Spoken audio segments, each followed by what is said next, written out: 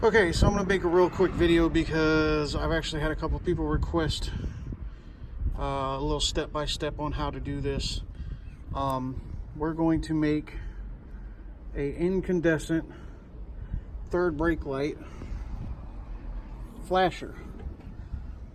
Basically, we're going to take this bulb that is a third brake light that stays on when you put your foot on the pedal, and we're going to make it flash while you're on the brakes, which hopefully will keep people from crashing into the back of you. And it's pretty simple. First off, you remove the burn up bulb.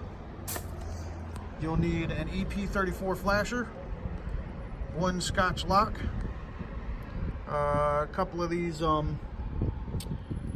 female connectors that are sleeved. Very important. Don't get the ones without sleeves. New light bulb and a piece of wire.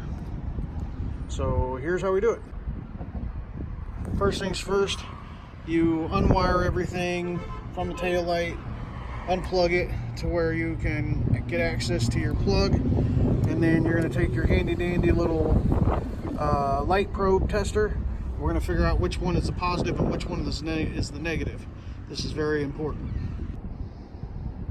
So basically, if you're working alone like I am, you need to find something like a stick so you can get down here, put it on that gas pedal, and hold it down. And the seat forward. Ta-da! So that it depresses the brake pedal. Now the tail lights are on.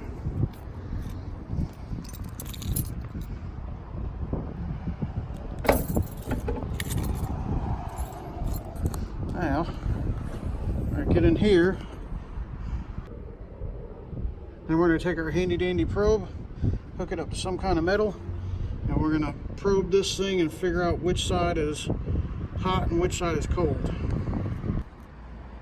So I couldn't videotape it, but basically if you look right here, that black yellow, that's the plus, that's the hot side. So we got to remember that. Now we go turn the brake lights off. Now the next thing is we have to find a place that we can put this guy where it'll be out of the way and it won't get, interfere with anything basically. So, run down looking at this wire, and there's a cover that's supposed to go over this. There's not a lot of room underneath here, but there is a pretty good little hole right here. So I think that's what we're going to aim for, is to tuck it in this hole right here. So we're going to take a knife, we're going to split this sheath and expose the wires so that we can go ahead and tap into them. So now we have that sheath undone. You see this is our positive wire, this is our negative wire. So here's what we're going to do. Wiring diagram is pretty simple. You have a B, an E, and an L. So B is positive, B battery. E is negative, I guess because there's a E in negative, I don't know. And then L is for the lamp. So basically we're going to take this power wire and split it. And one part of the power wire is going to go to the battery positive, and then the other part of the wire is going to go to the lamp. And then we're going to jump into the negative wire so that the relay has ground and the light bulb has ground. So here we go.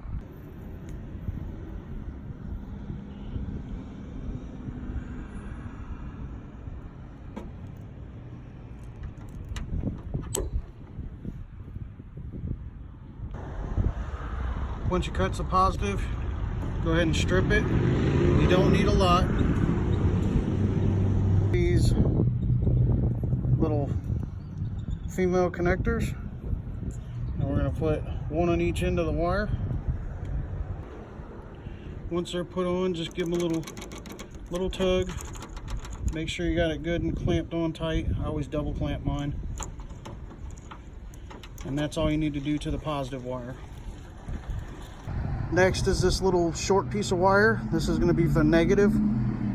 We went ahead and stripped one end of it because we have to put on one more of these for the relay itself. So we're going to go ahead and do that real fast. That's what that should look like after you go ahead and put that female end on it. Then we're going to go ahead and get our Scotch lock. And what we're going to do is we're going to Scotch lock onto this negative wire. We're going to hook this wire onto it so we can piggyback off the ground for the brake light. That way the relay only activates when you're pressing the brake.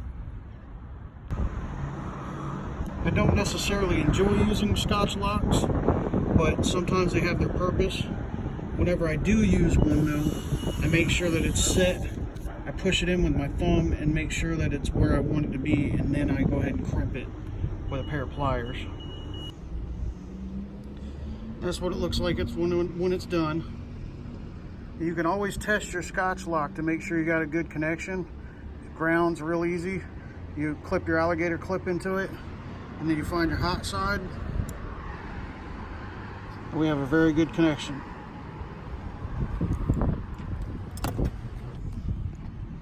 Okay, so that's where we're going to hide the flasher unit. I went ahead and put a little tape around just to make sure there's no issue with any kind of thing touching or getting grounded. I went ahead and hooked the light bulb up, and we're going to test it. And I'm going to leave the phone right here,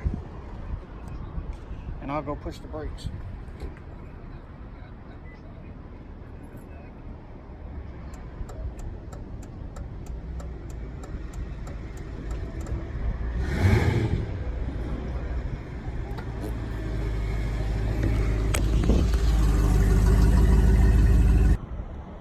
Works like a charm. Now we just got to put it back together. Flashity flash flash.